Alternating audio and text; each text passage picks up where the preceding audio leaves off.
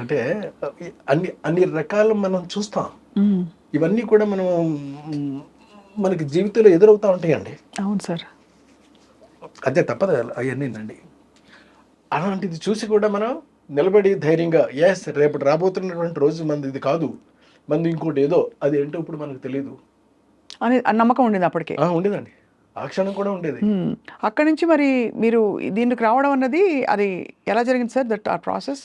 ఇక ఆ తర్వాత ఇక అక్కడి నుంచి మళ్ళీ హైదరాబాద్ వెళ్ళామండి. హైదరాబాద్లో అచ్చిరెడ్డి గారు ఆయన ఆయన బాగా హెల్ప్ చేశాడండి, చాలా హెల్ప్ చేశాడు ఆయన. మీకు చాలా అత్యంత ఆత్మీయులు కదా అచ్చిరెడ్డి గారు, బాగానండి. మాటలో చెప్పలేనంత. మీ ఇద్దరు యాక్చువల్లీ ఒక పేరు ఉంటే ఇంకో పేరు లేకుండా ఉండదు. అవునండి. మ్మ్. అచ్చిరెడ్డి గారు is a very nice person అండి, యాక్చువల్గా చెప్పాలి అని అంటేనే. మ్మ్.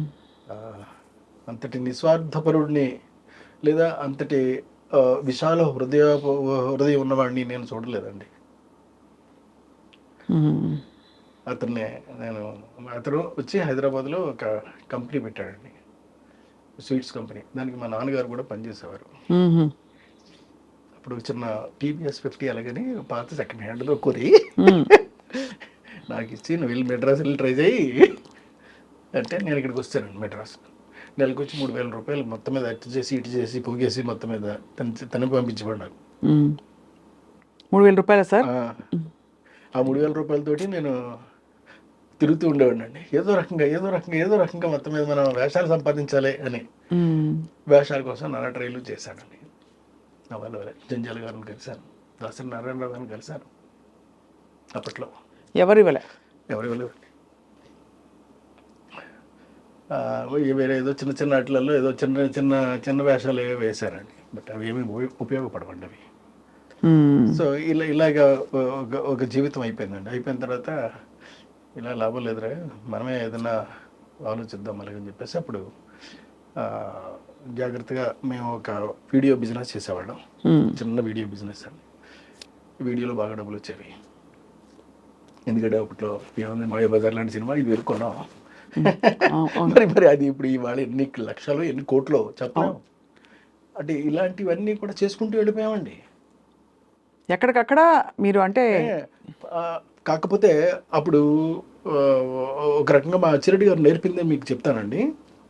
ఎప్పుడైనా సరే ఎక్కడైనా సరే సోమవారం ఇద్దాము అనుకున్నాం అనుకో, వాళ్ళకి బుధవారం అని చెప్పు, ఇది ఒకటి పాటించు నువ్వు. నేనేమో శనివారమే పంపిస్తాను ఇక్కడి నుంచి డబ్బులు నీకు అని చెప్పేవారు ఆయన. నేను అలాగే చేసేవాడిని అండి. సోమవారం శనివారం నాడు వచ్చేసేది నాకు. వచ్చేస్తే వాళ్ళకి ఆదివారం నాడు ఫోన్ చేసి, ఏమంటే మీకు ఇవాళ అంటే సండే అనుకోండి, మీకేమీ అభ్యంతరం లేదు కదా, డబ్బులు యాక్చువల్గా మీకు బుధవారం ఇస్తా అన్నాను, ఇవాళ రెడీ అయిపోయినాయి అండి. అలాగని చూడండి అది ఎంత అందంగా ఉంటుందో. వాడు షాక్ అయిపోయాడండి. ఏంటగా ఇప్పుడు బుధవారం నాడు ఇస్తా అన్నావు కదా, నువ్వు ముందు ఇచ్చేస్తావేంటి? అలాగని మీరు తీసేసుకోండి సార్. అది నాకు చాలా పెద్ద అడ్వాంటేజ్. అంటే మంచి బంధాలు ఏర్పడతాయి, క్రెడిటబిలిటీ బాగా పెరిగింది. క్రెడిబిలిటీ. Correct sir. ఈ క్రెడిటబిలిటీ తోటే అప్పుడు సినిమా స్టార్ట్ చేసామండి. కొబ్బరి బండం స్టార్ట్ చేసినప్పుడు ఈ క్రెడిటబిలిటీ హెల్ప్ అయ్యి ఒక 9 పైసా మేమేం పెట్టుకోలేదు. కాకపోతే దాని మీద వచ్చినటువంటి లాభాలు మాత్రం బాగా వచ్చాయండి. వచ్చిన లాభాలు మొత్తం అన్నీ కూడా నా ప్రమోషన్ కోసం ఖర్చు పెట్టేశాను. డైరెక్టర్గా ఎస్వి కృష్ణారెడ్డి అలాగని చెప్పేసండి. ఆ తర్వాత సినిమా మాయలోడు. అప్పుడు ఇక డైరెక్టర్ అయ్యానండి. సో ఒక పక్క నుంచి మ్యూజిక్ నాకు హెల్ప్ అయింది బాగాను, ఇంకో పక్క నుంచి కథలు, ఇంకో పక్క నుంచి స్క్రీన్ ప్లే, మ్యూజిక్, పైగా ఒక దివాకర్ బాబు గారు అన్ని రకాలుగాను హెల్ప్ అవుతూ నేను మంచి మంచి సినిమాలు చేయగలిగాను. ఇప్పుడు దివాకర్ బాబు గారు మళ్ళీ రాస్తున్నారా సార్ మీకు, లేక ఈసారి మీరే రాసుకుంటున్నారు మాటలు? ఈసారి నేనే రాస్తున్నాను కదా అండి. అదే కారణం ఏంటి సార్? అంటే అఫ్కోర్స్ మీరు రాయాలి, రాయకూడదని కాదు, కానీ అంటే దానికి చాలా కారణాలు ఉంటాయండి. డబ్బు అంటే ఇప్పుడు ఆయన కనీసం ఒక 1,00,000-2 లక్షలు డబ్బులు అడ్వాన్స్ ఇవ్వాలి కదా. అవును. నా వల్ల నా దగ్గర ఏది. మరి ఎలా తీస్తారు సార్ సాహసించి అంత పెద్ద సినిమా? చేస్తాను, ఇప్పుడు చేయగలను, చేస్తా. ఎప్పుడు కూడా క్రెడిటబిలిటీ అనేటటువంటిది పాడు చేసుకోకపోతేనండి మనిషి ఏమైనా సాధించగలుగుతాడు సార్, నాకు తెలుసున్నంత వరకునండి. అది మాత్రం పాడు చేసుకోకూడదు. అది ఒక్కటి నిలబెట్టుకుంటే చాలండి, మనిషి ఎప్పుడు హీరోలాగే ఉంటాడు. నేను ఇప్పుడు చేస్తానండి, నేను అది రాసి అప్పుడే 4 ఏళ్ళు 5 ఏళ్ళు అయింది. అవతల మా అల్లుడు గారు ఉన్నారండి, మా పెద్దమ్మాయి హస్బెండ్, పేరు రాఘవరెడ్డి. వాళ్ళకి ఒక పెద్ద బిజినెస్ ఉందండి అక్కడ. సో అంటే మొత్తం చుట్టూ మొత్తం అందరూ కూడా నా మంచి కోరుకునే వాళ్ళు ఉన్నారండి. అవును, మీకేమో ఐడియాలు ఉన్నాయి, ఆ, ఆ. మేరే పాస్ ఐడియా హే అంతే. అత్యంత చేయటమేనండి. సార్ కొన్ని గొప్ప సినిమాలు హిందీలో రీమేక్ అయినప్పుడు ఎందుకు మీరు డైరెక్ట్ చేయలేదు? అంటే శుభలగ్నం కూడా ఒకటి. శుభలగ్నం వచ్చినప్పుడు నేను అంటే నాకు అప్పుడు డేట్లు కొంచెం టఫ్గా అనిపించినాయి అండి. అంత బిజీగా ఉండేవారు అప్పుడు? చాలా బిజీగా ఉండేవాడిని అండి అప్పుడు. అనిల్ కపూర్ గారు అడిగారు నన్ను, శ్రీదేవి హీరోయిన్ అండి. జుదయ్యా సార్? జుదయ్ కోసం ఆయన అడిగారు, అది శుభలగ్నమే చేశారు వాళ్ళు. అడిగినప్పుడు నేను చేయలేదు. తర్వాత నో ఎంట్రీ వచ్చింది. ఆ తర్వాత మళ్ళీ ఇంకొక సినిమా ఏదో అజయ్ దేవగన్ చేశాడండి ఇంకోటి, హౌస్ఫుల్ అలాగని. మొత్తం సినిమాలన్నీ కూడా రీమేక్, అక్కడ కూడా సెన్సేషనల్ హిట్స్ అయినాయి అండి. అన్ని హిట్స్, పెద్ద హిట్స్ అండి చాలా సార్. అదే కదా, అందుకే అంత ఆత్మ ఉండే కథలు, అంత ఆత్మ ఉండే సినిమాలు ఒక్కసారిగా కృష్ణారెడ్డి గారు అండ్ ఆ జానర్ ఆఫ్ సినిమాలు మాయమైపోయాయి. ఇప్పుడు మళ్ళీ మీరు రావడం చాలా మాది ఆనందం. బికాస్ మంచి కామెడీ ఉంటుంది, టైమింగ్ ఉంటుంది, ఒక ఆత్మ కథ ఉంటుంది అందులో అని వెయిటింగ్ సార్.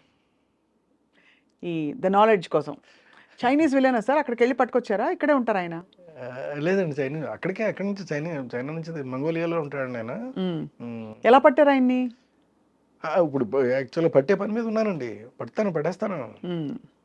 చూసి మీకు కరెక్ట్ ఇదైతే కరెక్ట్, ఆడైతే కరెక్ట్ అని నేను ఎంచుకున్నానండి. ఆడ ఎక్కడ ఏంటో తెలుసుకున్నానండి. తెలుసుకున్న తర్వాత ఇప్పుడు వాళ్ళకి పంపించాము, వాళ్ళ దగ్గర నుంచి రావాలి ఇంకాను. అలాగే ఇటు ఇంగ్లీష్ హీరోయిన్ అండి, త్రిబుల్-ఆర్లో చేస్తున్న అమ్మాయి ఉంది కదా, ఆ అమ్మాయిని ఒకళ్ళని వేస్తానండి. మన తెలుగు వాళ్ళు ఎవరెవరు ఉన్నారు సార్ ఈ సినిమాలో?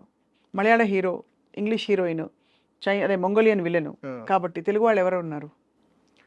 తెలుగు వాళ్ళు అని అంటే ఇప్పుడు అనుపమ్ ఖేర్ ఒక అతను ఉన్నాడండి, హిందీ అతను. ఇంక మిగతా చిన్న కాస్టింగ్ ఏదైనా ఉంటే తెలుగు వాళ్ళు ఉంటారండి. మీ పాత మీ హిట్ కాంబినేషన్స్ లో వచ్చిన స్టార్స్ ఎవరైనా ఉంటారు? ఒక్కళ్ళు కూడా ఉంటారు. అంటే ఉదాహరణకి జగపతి బాబు గారు కానీ, లేదు మన రాజేంద్ర ప్రసాద్ గారు కానీ, అలీ గారు కానీ, బాబు మోహన్ గారు కానీ ఎవరు లేరు? ఒకవేళ హీరోకి మదర్గా ఉంటే ఎవరైనా ఉంటారేమో నాకు ఇంతవరకు నేను ఏం అనుకోలేదండి. అనుకుంటే అప్పుడు చెప్తా. కృష్ణారెడ్డి గారు అంటే clean cinema, professional film making, మీరు అన్నిటికీ మీరు తూచా తప్పకుండా మీరు ఆచరించి పాటించి చూపించారు. మీ సినిమాల్లో స్త్రీల చిత్రీకరణ ఎలా ఉండాలి, ఎక్కడ గీత దాటకూడదని. అత్యంత వివాదాస్పదంగా తయారైంది వాళ్ళ చిత్ర పరిశ్రమ. మలయాళంలో మీటూ క్యాంపెయిన్, లైంగిక వేధింపులు అనే అలిగేషన్స్ రావడంతో పెద్ద పెద్ద స్టార్ల పేర్లు కూడా వచ్చి రానట్టు వచ్చి వెళ్ళిపోతున్నాయి. మీ కామెంట్ ఏంటి సార్ కృష్ణారెడ్డి గారు? మీకు ఏమనిపిస్తుంది ఈ పరిశ్రమలో ఇక్కడ ఉన్నా నేనని? మీరు క్షమిస్తే నేను ఒక విషయం చెప్తాను. చెప్పండి సార్. న్యూస్ పేపర్లోను మోహన్ లాల్ వదిలేస్తున్నాడని ఏదో వచ్చిందండి న్యూస్. ఆ హెడ్డింగ్ చదివేసి వదిలేస్తానని తప్ప లోతుకి వెళ్ళను నేను. అస్సలు పట్టించుకోనండి. నాకు ఇదంతా కావాల్సింది. నేను మీకు ఇందాక చెప్పానే, ఒక క్యారెక్టర్ నేను అనుకున్నప్పుడు ఆ క్యారెక్టర్కి అనువైనటువంటి వ్యక్తి ప్రపంచంలో ఎక్కడున్నా వెతికేస్తానండి నేను. ప్రపంచంలో అది ఎవరైనా పర్లేదు, నాట్ ఓన్లీ ఇన్ ఇండియా అండి, ఎవరైనా పర్వాలేదండి, వెతికేసేసి ఆడనే తీసుకొచ్చి పెట్టి చేస్తానండి. అది ఓకే సార్. అది ఇది సినిమాలు నేను చేయవలసింది అది, నేను చేయవలసింది అది, తగిందది, చేయబోయేది అదండి. అంతే తప్ప అక్కడ రాజకీయాలు ఓకే సార్. ఇది స్త్రీల రక్షణ గురించి మాట్లాడతాం, because you stand for women కాబట్టి. నేను అన్ని పట్టించుకోనండి, ఇదేమీ నాకు సంబంధం లేదు. కానీ వాస్తవం ఉందా సార్ అందులో? ఏమో ఈ వేధింపులలో లేకపోతే ఈ అలిగేషన్స్ ఏవైతే ఒక జస్టిస్ కమిషన్ రిపోర్ట్ నేను ఎలా చెప్పగలుగుతానండి? నేనేమి చెప్పలేనండి ఆ విషయంలో. నేను వాటి జోలికి వెళ్ళను, వాటిని పట్టించుకోను, వాటిని తెలుసుకోను. నాకు ఆ ఇంట్రెస్ట్ లేదండి. అంతే. నాకల్లా ఒకటే, నా క్యారెక్టర్గా అనువైనటువంటి వ్యక్తి ఉంటే తీసి సినిమా తీసేయడమే.